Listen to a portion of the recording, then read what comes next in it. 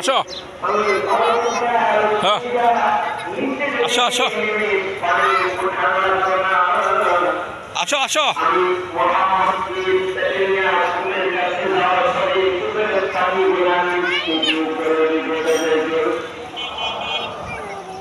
আসো বাবা আসো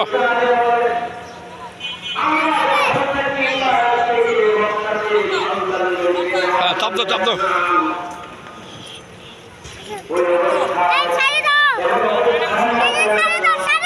হ্যাঁ যাও জাগা জাগা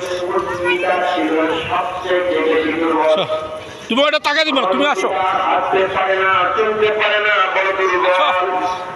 আমার স্তনে কোনো দুধ নাই। ছোট একটা বাচ্চা আছে স্তন থেকে দুধ পায় না।